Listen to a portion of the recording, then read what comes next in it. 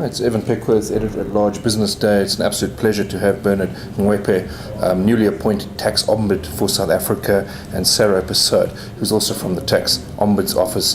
The appointment obviously comes at a time where tax issues are being highlighted. We've just had a new Tax Administration Act. But I'd just like to start off, SARS's reputation. We recently had the Commissioner being fired in very difficult circumstances. We've got an acting Commissioner in Evan Pickworth. He had 90 days, there was 90 days for that appointment to become official, but from what I can gather, he's still in an acting capacity. I just wanted to ask you if there's a concern that this is a reputational issue that's come at the wrong time for this office, and that if you'd like a full-time appointment as soon as possible as SARS Commissioner. I think we must separate issues.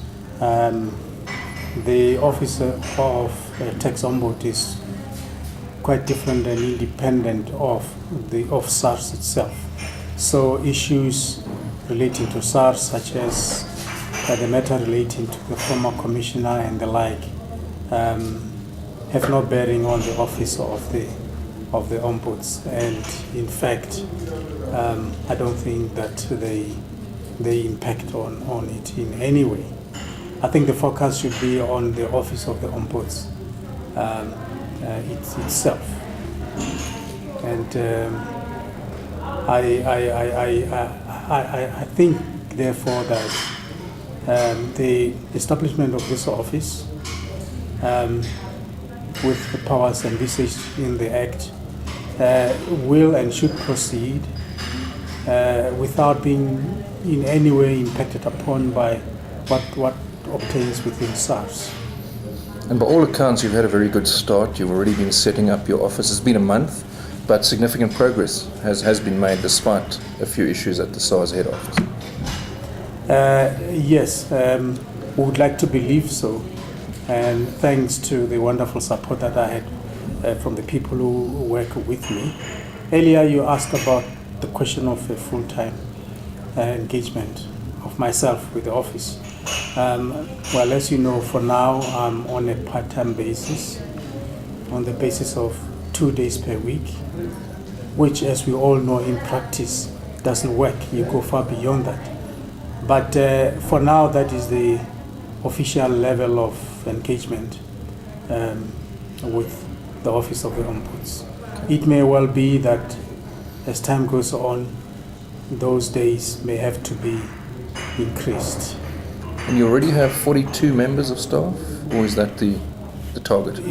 That is the target for now. For now, okay. Yes. Okay. And then your first complaint has been received. If I could possibly ask Sarah just to explain that to us. And from what I can gather, it's been resolved already. Yes. And if you could also explain the 15 days for us as well. Okay. We are working to a 15-day business day turnaround time. So once a complainant files with us, we hope to have a resolution in 15 days. Where we are not able to have a 15-day resolution, we will of course inform the complainant. Most likely those kinds of complaints will be of a complex nature, requiring a longer redress within SARS. The first complaint we received actually had service elements, procedural elements, and administrative elements. So it was a wonderful test case for us. We were able to work with SARS, and SARS very expeditiously resolved the matter. So of course, one of the concerns was that this may be a toothless entity in that SARS is under no obligation to follow any of the findings.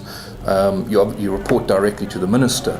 But this first case kind of throws that out of the equation a little bit. And there was a successful resolution.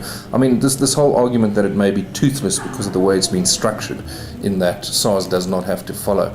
I mean, you don't see that as being an issue at all going forward?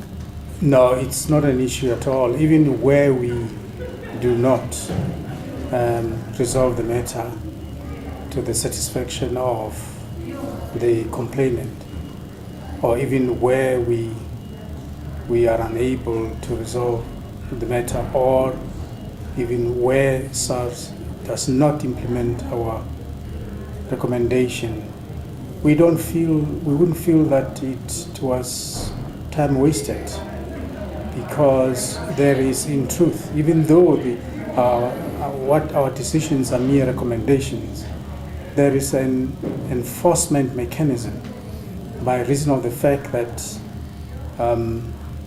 I send a report from time to time to the minister, which the minister then would table before Parliament. And I don't think that SARS would ignore recommendations of an important nature, because I'm sure that would reflect adversely on their institutional reputation. And we've already found internationally that this is the case, where you have officers, adjudication officers separate to the revenue services, where a similar process happens, and there seems to be a fear that you don't want to be labelled in Parliament as having done a bad job, and a similar process will apply here. That is correct. International experience, have we called upon any practices around the world in helping us set this up? Any best practices? Well, one never stops learning. We've tried to peep into all those institutions to see how they do things, but being a new office, we continue to do so, and I'm sure we'll continue for a long time to come to look into other jurisdictions, not just for the purpose of enabling us to start, but in order to make sure that our office remains on par with other international similar institutions. You need to, from time to time, peep into such other international institutions to make sure that you maintain the required standards. Sarah, if I could just ask you briefly also, I mean, you expect a pile of complaints initially. It's a new office. There are a lot of concerns out there at the moment. We've got a very new act and legitimate concerns. But do you expect these to diminish over time as the process starts happening and as the receiver themselves starts getting there? I mean, you probably will have a role in playing in helping improve efficiencies. Very much so, very much so. The proverbial floodgates will open, we are sure, but we are executing our mandate in a very cooperative way with SARS. One of the words I used earlier was seamless.